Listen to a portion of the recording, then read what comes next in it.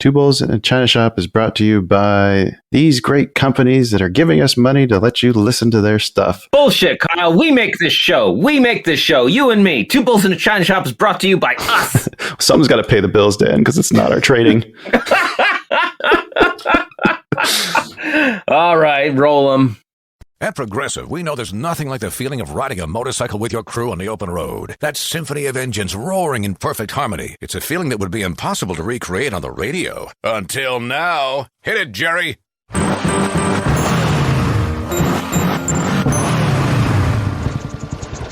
Oh, my word. Really, really terrible. Was that a glockenspiel, Jerry? Quote with Progressive and see if you could save with America's #1 motorcycle insurer. Progressive Casualty Insurance Company and Affiliates. No, Jerry. It's over. You are listening to an entertainment program put together by a company called Financial Ineptitude. Anything said on this show is not an endorsement or professional advice. Would you really want to tell a court of law you were suing us because you thought taking financial advice from two idiots on a podcast put out by Financial Ineptitude was a good idea? Really? Clown hat smiley face. Oh, well, hello everybody and welcome to the China Shop. I am your host Kyle, and joining me this week is the bold and brazen Brian Moran. Brian is the founder and CEO of FLX, a tech platform modernizing the engagement between asset and wealth management firms. Don't worry, we'll get into exactly what all that means here in a little bit. Before we dive into today's discussion, I'd like to take a quick moment to say thank you to our sponsors and friends over at Manscaped, Trade Pro Academy, and Orderflow Labs. By now, we all know that Manscaped is the best in men's below-the-waist grooming, but did you know they just launched a line of beard care products? Lucky for you, we have an exclusive offer of 20% off and free worldwide shipping using promo code 2bulls at manscaped.com. As always, that's the number 2. When it comes to institutional quality trading education, look no further than tradeproacademy.com. In our free Discord server, you'll find instructions to take advantage of our discount with them as well. And for all you degenerates who enjoy trading futures, you'll definitely want to look into the custom tools and studies over at Orderflow Labs. And finally, if you enjoyed today's conversation, you can learn more about today's guest by visiting the Flex website over at flexnetworks.com, and that's flxnetworks.com. And lastly, be sure to reach out with your suggestions, corrections, or questions for future guests. You can do that via email at twobulls@financialineptitude.com, or you can join our free Discord server where a bunch of amazing people gather to share our struggles and lessons learned with other like-minded market aficionados. Be sure to have links for all this stuff in the episode description, so that way you can easily access it. Now that we got all that out of the way, let's get to know today's guest. Brian, how are things going with you? They're going great. Thanks for having me on today. I appreciate being a guest and looking forward to having a good conversation. Yeah, I'm hoping you talk a bit more so that way I can catch my breath after reading all that. Well, listen, you got sponsors. That's awesome. So I know, right? You're doing something right. Exactly. And then we get people like you that want to come and talk to me. So, what more could I ask for? Brian, why don't you tell us just a little bit about like how you got into the markets in general? Like, what's your background? What was your journey? So my journey, right? I guess looking back over my career, but there's also the points of what led you down this path. I grew up I'm a Jersey guy. I grew up in North Jersey, outside of New York City, where the markets and Wall Street were always a presence. That, candidly, between where I grew up and also just that strong middle-class work ethic that my parents gratefully installed in me, led me down the path of going after what I would say is the financial industry at first. But it was also, the experience along the way. I was a Penn State graduate and Temple graduate for business school, and both of those experiences helped propel me into this industry and really, I would say, position me for success when you add up all that beginning. And when I look back over the 25 years of being in this business, it's always, for the most part, been on the asset management side, working closely with wealth managers. And that experience has been across all levels. It's been from an internal support person to a salesperson working with financial advisors every day to various leadership roles. But in general, the entire journey has been down this path of truly helping asset managers bring their products to market and helping wealth managers identify opportunities that they may not have been aware of that were out there to help their clients in their financial journeys. So The education that you got, how much did that actually prepare you for the actual roles that you ended up taking? You know, I think education from when it comes to your college or your undergrad or your grad, it's there's preparation that's provided, but I think what it really, if you're really in something you enjoy or you're pursuing something that you're fascinated by and that drives that curiosity, that's what I think the education, from my perspective, prepared me, yes, for the industry, but I think what it really did was it provided me a venue to really learn and find out ideas and uh, think through complex topics and think through how would I say? I would say it really provides you that the sort of the it quenches the thirst of that passion that you may have around wanting to pursue something that really does interest you. So I'd say it's not that necessarily it just prepares you; it's also helping you quench that thirst for knowledge that you want to have when you're pursuing that interest. It's a very good point because I think a lot of times when we're younger, we don't even know what we want to, what our passions are. Like, so getting just the experience to go and like, sample some different things and then find out what does truly interest you. That is a really good point that like the things that you're truly interested in, like college isn't necessarily the thing that's really going to make you learn that stuff. Like it's going to be you wanting to go out and find the information. Yeah, I mean, I look back, right? I think there's lots of great things from an undergrad perspective that you learn about yourself and socialization and going out for the first time on your own, right? That are awesome, and they're things that you wouldn't trade for the world. When it came to like business school, though, it was a totally different journey, right? That journey, I was already in my career. I had found something that I really enjoyed, Hmm. and so when you were in that moment, it's slightly different. You're pursuing knowledge because it will help you be better at doing your job and help you better describe describe the complex topics that are part of financial services to those that you work with every day. Well, we're going to put that knowledge to the test here in a bit. Oh, well, we'll see. We'll see if Right. it's still with me. Well, let's talk about Flex then. Like, what you're the CEO and the founder. So, what drove you to actually start that? What need were you trying to fill? I think I look back at it, and it's only been since December of 2019 when we launched the company. The initial cause of coming up with Flex was due to, I would say, frustration.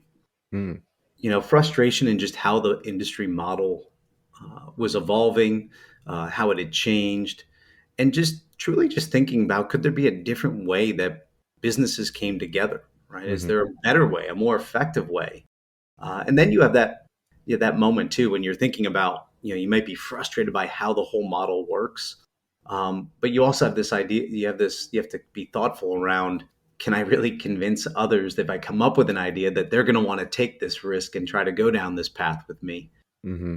as part of it? But frustration was probably that sort of that kicking off point. And when you're frustrated, you really have a few options. You can complain, which is not going to be my style. You could just sit there and do nothing, which again, probably not my style. Right. Um, or the third, you could try to change, and you could seize the moment, right? You could go after and do something about it, and that's sort of where I got to in my career. I just hit that point. I said, I want to try to do something big, and that could change how people think about business being done. And when you look at, I think the opportunity, but also the evolution of the B2B space, Hmm. those are the two things that really brought it to life. And what I mean by evolution in the B2B space, and I do refer to it more as B2B, right? You think about, because you're an asset manager who's manufacturing investment product and you're taking that product to another business, which is a wealth manager who has financial advisors, who's then bringing that product potentially to their end client. Hmm. For many years, that was a linear sales process, meaning a manufacturer had a salesperson. That salesperson was the source of the idea. They walked into a financial advisor's office. That financial advisor heard the idea, they liked it, and then they put it into their clients' portfolios. Right. Right. That was the way business candidly was done, probably for dozens and dozens of years. Definitely back into the late 80s. Hmm. But the reality is that's begun to evolve. In fact, it's gone from a linear process over the past decade to more of what I would say is a complex buying process where you have many constituents that are involved in the buying process. And that's partially because of how how the industry has evolved in terms of advisory-based business, meaning fee-based business usage versus transaction and brokerage business. Mm-hmm. In 2000, looking back, in 2000, if you were to talk to a financial advisor, that time many were still referred to as brokers, right? 90% of their business was done in advisory accounts, or I'm sorry, brokerage accounts, and 10% in fee-based. Today, today it's different. Um, Today you have 90-10 the other way, meaning 90% is in fee-based and 10% is in advisory. So you've had a complete transition of how buying is done. It's become more planning oriented. It's become more longer term and strategic investment oriented. But then you add on to this evolution that's happening within how investment buying is done, the opportunity, right? We estimate $50 billion a year is spent by asset managers calling on wealth management firms. Whoa. Whoa. 50 billion. Wow. That's a massive pool of capital. Is Yes. even a simple guy like me can tell you that is truly an opportunity. Yeah. And from our perspective, as this evolution occurs, it's also bringing around natural transitions to the industry landscape where you have scale playing a massive making scale being massively important in terms of where dollars are flowing. And one of the things that we're trying to do is introduce a way for synthetic scale to be brought to market through the use of technology and a community platform. What do you mean by that synthetic scale? So when you think about scale, scale is usually reserved for those firms that have the largest balance sheets, largest P&Ls, or just are the largest in the marketplace. Mm-hmm. To be successful doesn't necessarily mean you have to have scale, but there are points in time in certain business to business relationships where scale does matter, Mm-hmm. and you need to have access to that scale so that you can compete with all the larger organizations. And so when we say synthetic scale, what we're really meaning is that while we're not driving the balance sheet that some of the large institutions have or the largest organizations have, we do provide a platform that can allow firms of any size to compete in any market, regardless of where they are from a organizational structure. Okay. So then what exactly is FLX doing then? Like you're kind of like the marketplace that allows these wealth managers to be able to come and see different investment products. Am I understanding that correctly?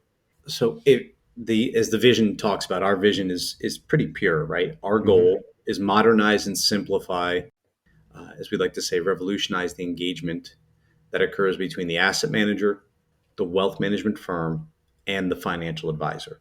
What we provide is a platform where they can access solutions and business services through our solutions exchange.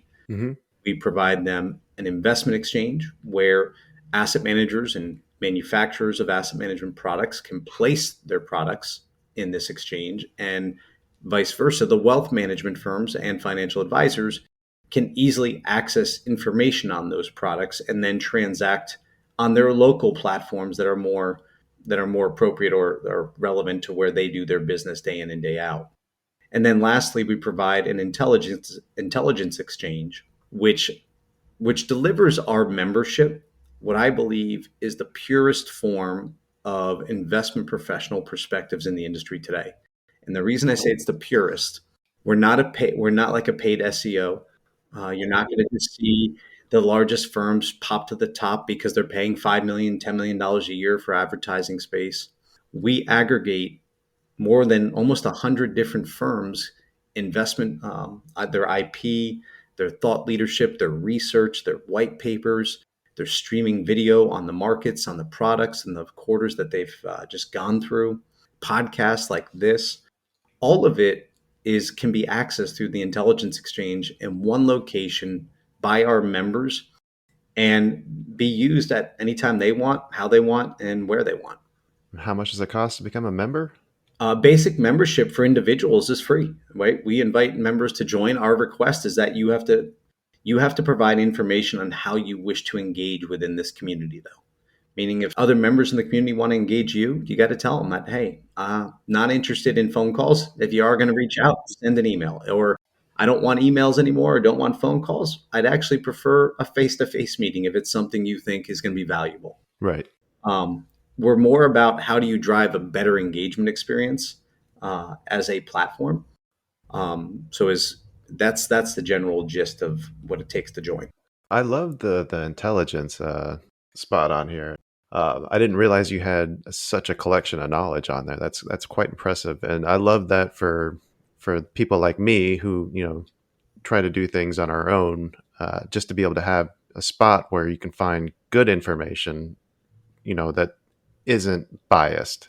That's really really hard to find. It's it's part of the challenge. It's part of the challenge for the industry. That is, if you think about the reason why Wall Street is such an amazing place, Hmm. is Wall Street history, and I'm using the term Wall Street holistically, obviously, right? Right. It was a place that dreams could be built and dreams could actually be come to fruition because capital would allow great ideas and entrepreneurs to to bring those things to life and help businesses, help society, help industries get to the next level and introduce more productivity, better revenue streams, less cost. Right? There's so many things about the idea of Wall Street and what it's trying to do that when all you provide are the largest organizations' perspectives, or the only perspectives you provide are just the biggest. In some ways, you're draining out tomorrow's opportunity. Hmm. And I'm not saying, by the way, because one thing I want to be clear, I'm not saying that those perspectives at the large companies aren't important. They're critical because, frankly, without the largest institutions and the market leaders, you wouldn't be able to have the effective marketplaces that we have today. Right. But at the same time, you do want to make sure there's a spot for people to compete fairly and competitively when it comes to getting their perspectives in front of professional buyers or that in this business to business ecosystem we operate in. But just because they're big doesn't mean they're always right either. Like you need to have a way of challenging some of their ideas as well. Otherwise, it just becomes a giant echo chamber. Totally. Yeah. I mean, that's the beauty of Wall Street. One day you can be a genius, and the next day you can be like, oh my God, who hired that person? Right. You only have to be right once. Yeah. And it just takes being wrong once to go the other direction. And Right. I don't know. Michael Burry still has a lot of followers. So that's one aspect of what you do. We kind of talked a little bit about the other aspect of matching wealth managers with asset managers.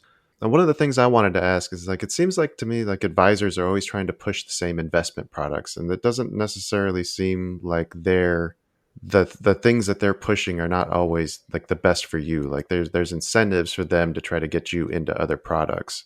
Is that a fair statement? um, As a broad generalization, I'm not saying everybody's like that. I wouldn't.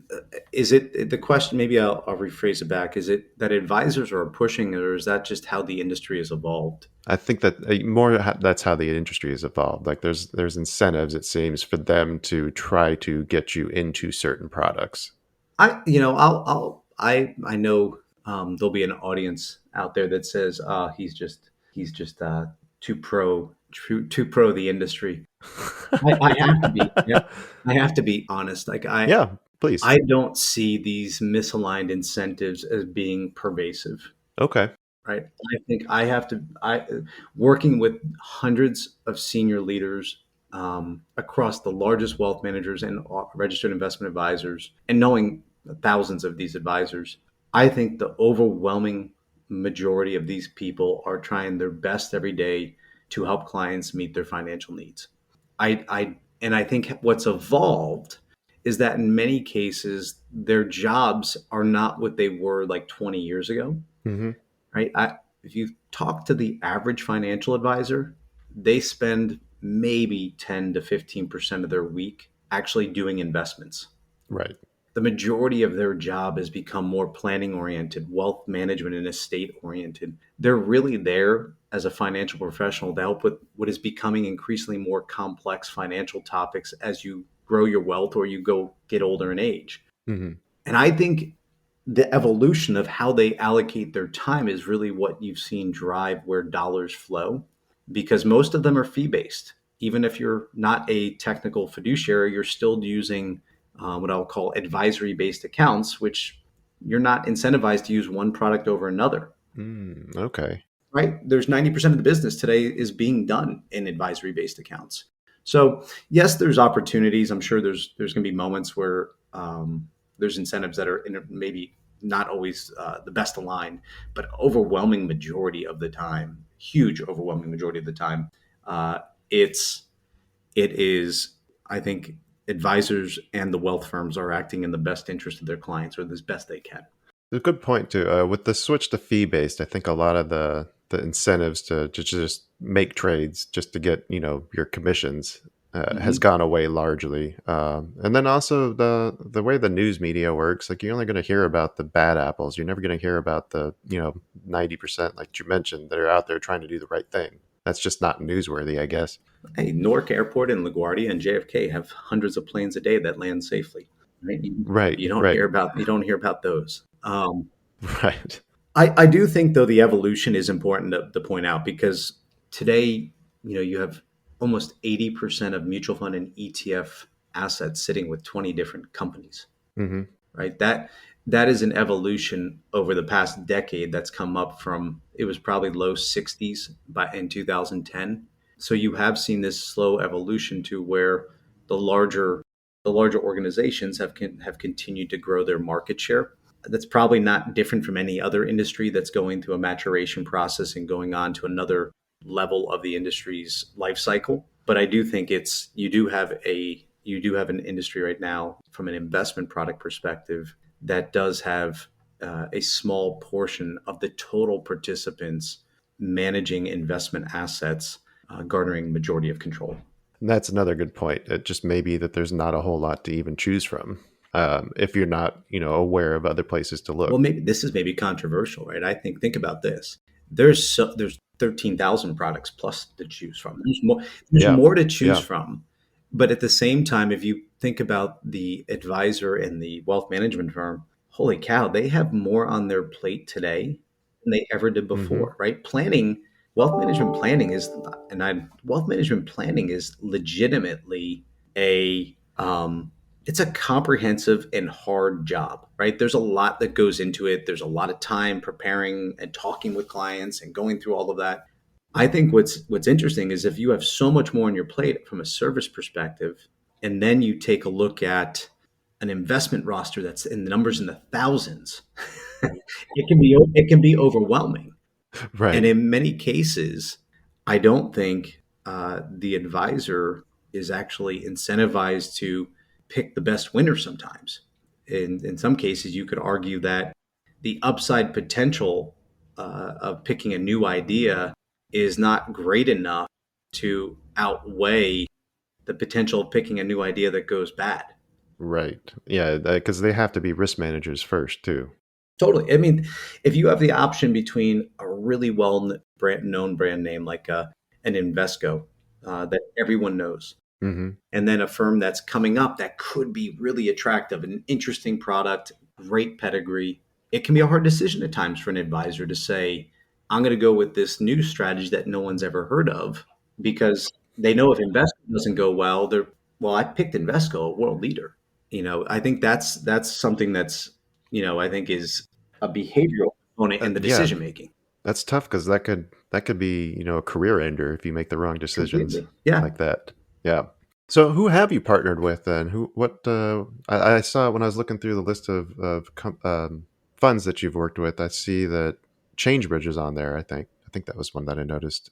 Well, we partner today in our membership. There's over 1,000 members. So when I say Hmm. members, those are individuals, right, that have joined Flex to leverage components of our community, like the Intelligence Exchange or the Solutions Exchange.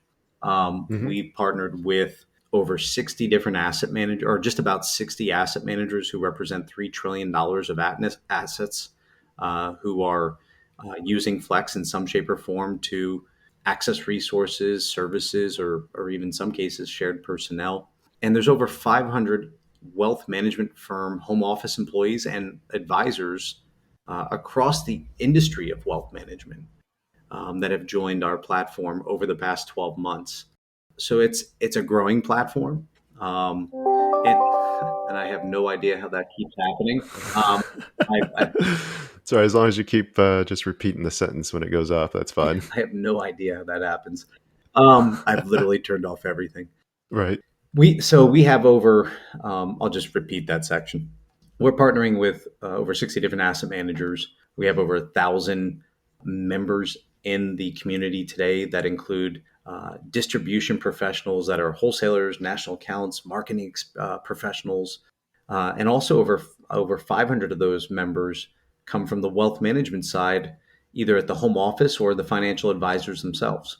And on top of that, there's just about 30 different solutions and service providers that have joined the membership. Do you have any control over who like comes onto the place to like offer their products, or is that just something where you try to open that up to everybody? I hope we have control. So what is the criteria for selecting something that you're going to choose to put up on there? So there's two ways, two viewpoints, and Mm-hmm. one is the journey that the potential member that we're talking to has decided to pursue with us. So if you're an asset manager, Mm-hmm. we look at where you are in your life cycle. We're agnostic to the product. We're agnostic to the vehicle. We're agnostic to where you're trying to target. Our main goal is identifying where you are in your company's life cycle as it relates to distributing products to wealth management. And that will determine how you work within our membership. The Hmm. wealth management side, it really is what are the needs of the wealth manager or the financial advisor, right? Why have they joined? What services and solutions could help them in fulfilling their strategy, their growth strategies for their business? Mm-hmm. So we're very open architecture, and we're agnostic on a number of fronts. But the most important item is we try to tailor our experience so that it's flexible and meets the member where they are in their career or their life cycle. Flexible. I like that. Good Yep. tie-in. The flexible network. You can't name your company Flex if you're not willing to be flexible, right? Fair enough. No, I had mentioned ChangeBridge because I actually I think we talked to some of the people from that group and really liked the conversation we had with them. I was excited to see some of the names of people that I've managed to speak with since doing this podcast that have been partnered up with you. There's the most amazing part about building this, and one, the most amazing part about building this, the people that have joined in this Hmm. sort of journey in this pursuit, but it's the people that we get to talk to, Right. whether it be a boutique or a huge corporation, to the insights, the the thoughts, the provocative views on what's happening. Oh my gosh, it is such a wealth of information that comes through these phone lines, and as you can see in my email interrupting us all the time via the email, Right. it is amazing, like what we've been able to gather and learn from the membership, because this is a really unusual period of time in the industry's Yes. history. I would argue, and I've said this to our organization, last year was the hardest year in the business. Hmm. I don't think you could find another year, even though in 2008 seemed like the end of the world. Last year, if you're an asset manager, super challenging, right? The market, fixed income has its worst year ever. Equity markets get crushed for the most part for much of the year. Tech got demolished. Tech getting demolished. It's hard. People are still not back in an office every day. Right. It's bizarro, right? And it's really hard. And I think being in the seat that we are right now with our platform and our model from an aggregation of services and what we're trying to accomplish, it's a really interesting position to sit in because of who comes through to talk to us. Hmm. And that's what you hope with a community, right? You build a community so it's a central location that people gather and want to engage one another. And that's exactly what's happening, and we've been able to build over the past few years. That sounds like a quite the ambitious project, but it sounds like you're having some really great success since you kicked this off in, what'd you say, December of 19? Yeah, December of 19 we launched, and you're right, it is bold. Some maybe would even say you're trying to boil the ocean. um, I would say you're darn right. It has to be bold. I think if you were to go and talk to most decision makers at any asset manager or wealth manager, one of the challenges they face today that has occurred over the past decade is that they have accumulated a number of technology toys, as I'll call them, where they now have a tech stack and a service stack that in some cases is duplicative, but in almost every case is underutilized. Hmm. And our fundamental belief is that we see a really interesting opportunity to to simplify that, to provide many of these resources through what we're doing at a fraction of the cost. Can you provide some examples of some of the underutilized technology? Yeah, so I won't go into like brand names or No, specific. no, no. Yeah, just generic. If you think about tools that have been brought into distribution channels over the past decade Mm-hmm. at asset managers, all of them with really good intent. The challenge is, as you introduce one, they have to learn that tool and learn it inside and out to really become what I'll call power users. Mm-hmm. Inevitably, this could be an email tool, it could be a marketing tool, it could be a segmentation tool. The reality is they're all good tools, but when you start piling on tool after tool after tool, it's hard for the end user of that tool to actually mentally retain everything that's coming out of them with in addition to them having to know their job, know their Right. product, know their client, right? Even though you're trying to make life easier, the reality is it becomes overwhelming. One of the things that we see, and you can talk to any asset manager, is that you will see power users at 10 to 30% of the company. Then you'll see 40 to 50% that are okay users. Mm-hmm. Then you have a section, you're like, do you work here? But there's a reality. Like when you add all these things up, it's really hard. It's really hard for any professional or any organization to leverage all these great tools that they've been brought to market in an unintegrated, uncoordinated way. Yeah. And so if you think about that, now you probably have 5 or 6 tools that do similar things. Some of them actually duplicate one another. Is there a way that you can strip out some of that and provide a more seamless experience for users? Mm-hmm. And that's a goal of a community is strip out inefficiencies, strip out duplication, introduce, especially through an exchange type mindset that we have, introduce introduce ways that you'll either save money, increase productivity, and save people time, the most important thing they have, and hopefully grow them revenue. Well said. That's another great point too. Like, how many times do we just find our toolbox getting overfilled when really you use like three of them at most all the time? Yeah, I think that's you go to where you feel most like anything. Anytime you feel comfortable with a product, a tool, a service, you tend to human behavior says that you would tend to use that before going to something new that feels uncomfortable and unfamiliar. Yep. So if with the individual investor, then how can they get access to Flex's products? Well, as I mentioned in the beginning, we're primarily a B2B marketplace, right? A B2B Right. platform. The best way for individual investors to access the great things happening within our community are actually through the financial advisor world Mm-hmm. and the wealth managers.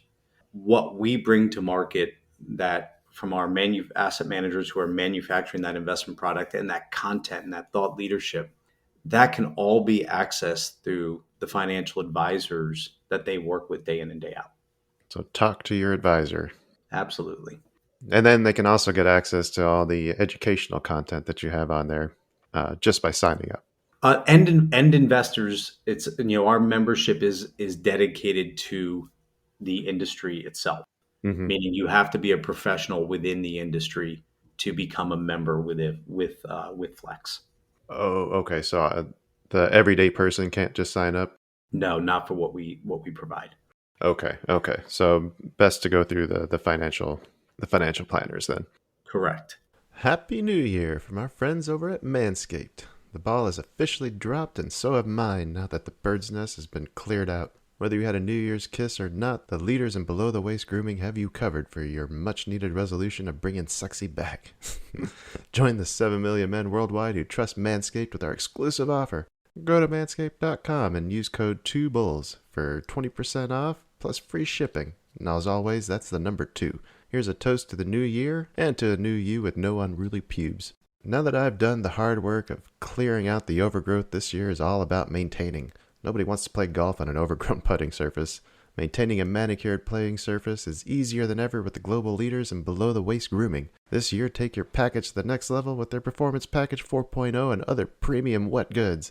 And that's not what you're thinking. Inside the Performance Package 4.0, you'll find the signature lawnmower. The advanced skin-safe technology reduces nicks and cuts on your delicate parts. It also comes equipped with a 4000K LED spotlight that'll shine a light to the promised land 23 looks to be. And your grooming routine isn't complete without applying Crop Preserver and Crop Reviver before showing off your 23 self. Just make sure that you have consent. These unique formulas take care of the smelliest parts of your body and are a big boost of confidence to the new year. To complete the set, Manscaped also threw in their Shed Travel Bag and anti-chafing boxer briefs as free gifts to keep all your goodies stored comfortably. And believe me, those boxers aren't comfortable. If you really want to make 23 the year to remember, make sure you try out Manscaped's wet goods as well. This includes their ultra premium body wash, 2-in-1 shampoo, and body deodorant. These products are the absolute perfect follow-up after your New Year's gym sessions. Cheers to new balls in 2023. Hear, hear. So remember, guys, get 20% off and free shipping with promo code 2bulls at manscaped.com. That's 20% off with free shipping at manscaped.com and use code 2bulls. Time to feel sexy and free in 23 with Manscaped. Okay, let's shift the topic here and let's just start talking a little bit. You mentioned about how tough last year was. I'm just curious what your thoughts are on the current year. I'm not an economist. I'm not an investment strategist by nature, right? Right. And there's also enough people pontificating on what's going to happen in the markets on a daily basis. From a pure economic and just strategic perspective, though, we continue to see a lot of the current environment be impacted by obviously geopolitical events, Mm-hmm. but also what I will call more macroeconomic events. And what will the Fed do? How will rates and inflation, evolve over the coming year? Those themes, whether they're geopolitical, which occur in every cycle and every market year, in combination of where does the Fed policy, where does inflation finally land in the coming months and quarters, will most likely continue to drive some of the short-term sentiment. The reality of it is, if you're looking and listening to a lot of our asset managers, this is probably one of the best environments, though, from an active manager perspective, because for the first time in over a decade, money isn't free. Mm-hmm.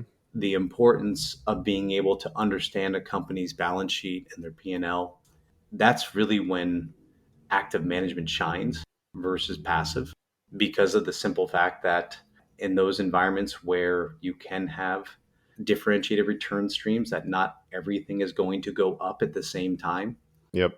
This is that type of environment, right? So I think you have a short term, you continue to see the sentiment driven by what's going to happen with inflation, what's going to happen with interest rates and Fed policy. You're going to have geopolitical events that continue to occur. You're going to begin to see, though, winners and losers emerge within the S&P 500, the Russell 2000 at a local company level. And that's where I think smart active managers can take advantage of those opportunities. Are you seeing more inflows into like those smaller cap sectors, or? So it's interesting, right? So I just gave you that outlook. Yeah. The outlook would say, oh, that's proactive.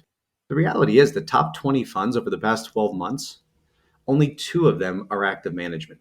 Mm. And by the way, those 2 that are active management are actually what are misleading, because they're actually funds that sit within a very large broker-dealer custodian platforms, multi-manager sub-advised products.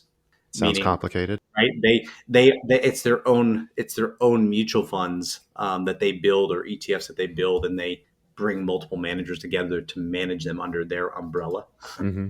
So the reality is, almost all the money last year continued to go over the past 12 months, has on a net basis has continued to go into passive investing. I do think that's where there's opportunity, though, is if you believe that there can be dispersion in returns, and that active management can begin to differentiate itself with these broader macro trends, there's opportunity for managers to add the value. Would it be? Can I ask you about the performance differences between active and passive, like as a whole? Like who typically outperforms the other? Yeah, go. I mean, yeah, go for it. I mean, yeah. Okay. Oh, I didn't know if that was something that you wanted to answer or not. The question of does passive outperform active? Clearly, there's a lot of publications that talk about what's happened over the past, say, 10 to 20 years. Yeah. There's also a reality that you can torture the data to say whatever story you eventually want it to say. Yep. And I think that's an important thing for any investor to consider when looking at active versus passive. Frankly, there's an active component to using passive that you'll eventually have to do, and that's decide how you're going to weight the passive investments, right? So Right. at some point in time, decisions are going to be involve some type of active component that everyone has to take into consideration, in my opinion. But is active, the lesser choice versus passive? Can active outperform? I've spent majority of my career around really good, extremely intelligent people within the active management space. There are periods of time that their strategies and their approaches and their processes are clearly not rewarded relative to just buying beta at nothing. Mm-hmm. However, over the longer term, in many of those cases, I've noticed those that are institutionalized and how they think about their process and repeatability of that process and how they perform the investment analysis. When you look at that time and time again, over the longer term, they do, in many cases, perform better or as well as a passive investment would. So I do think there is opportunity within active during any market. Mm-hmm. It's understanding of the type of active manager you're investing in that really does matter. And there's going to be some markets that are just not opportune for active investment versus passive. Very well said. Yeah, this is what's the saying? There's statistics, and then there's damn statistics. Yeah, no, it's you can always cherry pick your way to a story. Yeah. As an investor, I've always wanted to have as many options available to me to implement my strategy. And if one of those tools that you have access to is the ability to pick and actively allocate and weight individual securities within a portfolio, I would prefer to have the optionality of that in terms of my investment allocation more times than not. What is your? I'm just curious. You don't have to answer this if you don't want to, but what is your strategy? Like your personal one? Like, are you a buy and hold? Are you? I'm a I'm a startup CEO. Yeah. I'm a startup CEO, right? I'm high beta. Yeah. No, all joking aside, I think I've learned some great lessons over my career around just personal allocation. I mean, I was really fortunate to be an employee at Neuberger Berman and Lehman Brothers for over a decade, and I say fortunate because I got to experience firsthand one of the greatest economic events or corporate events in history. And as hard as it was at a young age in my career, it helped define a lot about how I look at things. It also helped me see what great leadership was Mm. after the bankruptcy. Right, the leadership team at Neuberger. I've said this time and time again, how George Walker, Joe Amato, how they took the company from a really challenging position, and that was the greatest corporate bankruptcy ever. How those guys brought it out, and how all of the employees and the long-term tenured portfolio managers rallied together.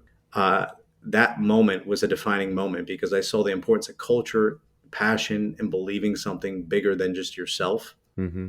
at the doorstep of something that felt like the end of the world.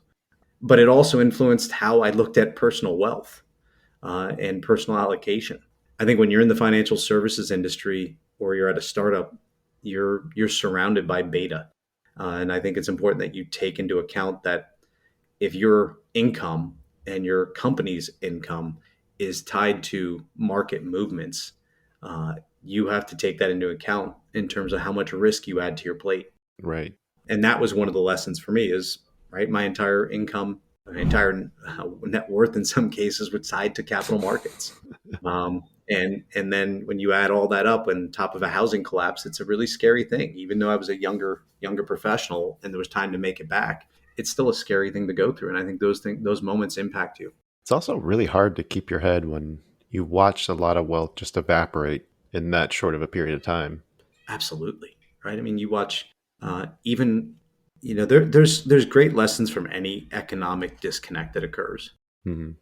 that help you hopefully learn and then try to do things differently the next time so that you don't make the same mistakes. But the one that's evident from the first time you experience it is when there is significant disconnect and there's moments of volatility. It's critical to learn how to react, how to think, how to ask yourself important questions so you don't make irrational and emotional decisions that come back to really be damaging to your personal financial journey. We've learned over the course of this show about just how much emotions are what actually moves the markets, and being able to understand your own is key to being successful. I would say in this space. Absolutely. And I think for some people, everybody's personalities, are different. That's what makes Hmm. us human. It makes it so much fun to build new relationships. Everyone has a different approach to how they look at investing, and each person's individual experience is going to be slightly different. You've just got to get to a point where you're comfortable with what your outcome is. My personal belief, what is your outcome that you're really striving for? What are the goals that are really important to you? And not necessarily be in the game of trying to match what others are doing. Yes. And Yes. when you get into that game and it's all relative to somebody else or something else and not really what's important to your core, I think that's a hard game of investing to win, Hmm. because then sometimes you make decisions that maybe are short term versus long term. It's what makes the market so amazing and Yep. also makes it so challenging, is that just about anything can be successful depending on your ability to execute it and understand it. But that also means that you see a lot of people having success, like you mentioned, and a lot of us want to just try to emulate what somebody else is doing, and then that might not necessarily be the best fit for us. The You're right, because I do think this leads to an interesting conversation around this is the importance of when you think about a company. Hmm. And in when you're considering whether that company is a good investment or how it's going to do, yes, they have to have a product that's viable. But what they really have to have is a culture that's sustainable and a group of people that believe in a vision and can carry it out day in and day out so that the product can continue to evolve and get better and compete. Hmm. Because you're not investing for where something is today, because that's already behind you. Right. You're making a decision on a company based upon where it's going. And, you have to look back, and you can even look at the greatest companies in the world like Apple.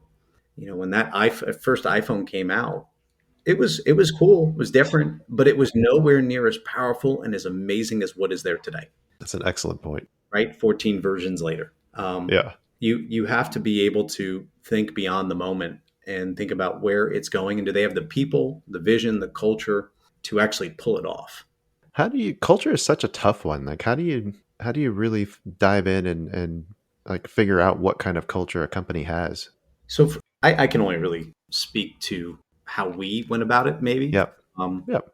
when I was getting ready to launch Flex, right, the things I needed a business plan of how I was going to execute. Hmm. I needed a minimum value, a minimum viable product to actually go to market with and show investors and show potential clients, right, on the tech side. Right.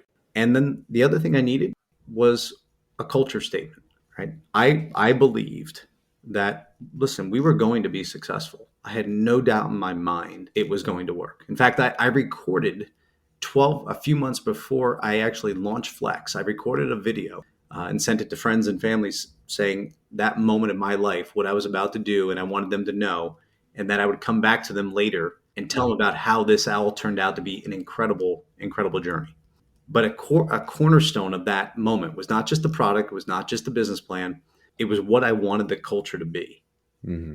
Because people rally around culture, and I think in many cases culture is overused and under followed. Right. Yes. Right?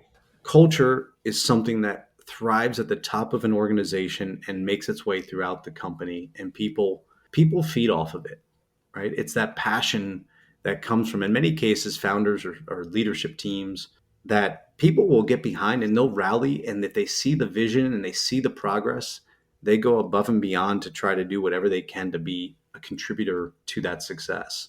And for us, that culture statement was really simple. It was respect, it was innovate, and it was care. Hmm. And I picked those three key sort of values to describe the culture because, there's many moments when you're running a business that people don't agree. Yeah. But you got to respect one another because the future progress is based upon the ability of people to get along and find ways to work with one another and compromise. And people have a disdain for conflict, and conflict can be healthy when it's done in a professional and respectful manner. You're not always going to have the same point of view, but challenging other people's viewpoints is part of coming to the best, solutions. Yeah, I think groupthink is hands down the most dangerous thing you could have at a company, Yes. Yes. right? Because you don't even see the train coming. Right. Conflict does not mean that something's wrong with the organization. Conflict, to your point, means that you have healthy debate around what's happening. But at the corner of that, the cornerstone of conflict, though, has to be respect. Yes. People have to feel like they can bring their concerns or their points of views up in a format, and they're not going to get shut down just because it goes against the grain. Yeah, and I'll take it to a step further. The respect is you bring it up, but you also come with ideas of how you can make it better. Yes. Yes. Right? That respect is just it anchors everything. And then innovate sort of plays off of that. Hmm. One, you can't be a technology company without trying to innovate, Right. right? Yeah. But innovation really, in my opinion, is about when it was set up was to encourage our people to take ethical and smart risk and not be afraid to fail in finding better ways to do things. Hmm. If you can have an environment where people feel like they can take a chance and you can find a way to push them to take those chances and make decisions and move forward without a fear of, oh my god, I failed, And then support them when when it doesn't work out. that you support them and Yes. that you hold people accountable, but you support them in doing it again and learning from that moment. Hmm.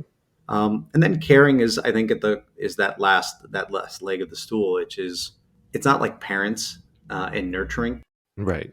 Caring to me is about caring about the quality of work, caring about that pursuit of excellence, and working at a level that's consistent day in and day out, that is top of the industry.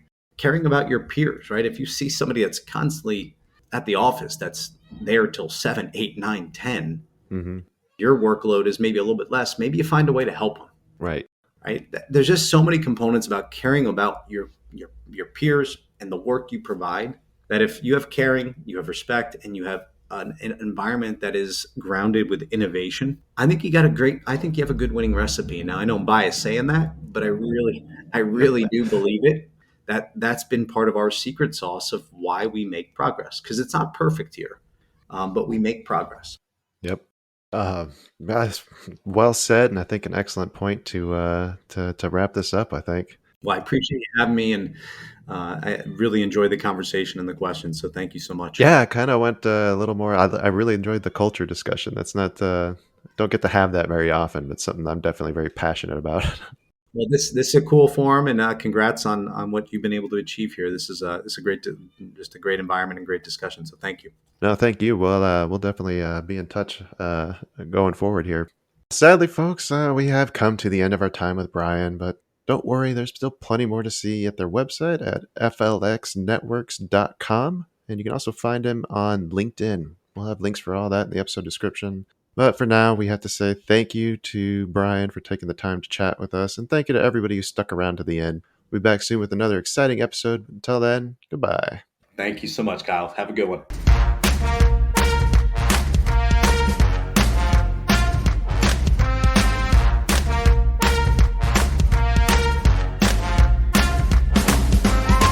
Two Bulls in a China Shop is an entertainment program, and all thoughts and opinions expressed in the show belong to the hosts and not of any company. They are not intended to provide specific advice or recommendations for any individual or on any specific security or investment product. It is only intended to provide entertainment about stocks in the financial industry of trading.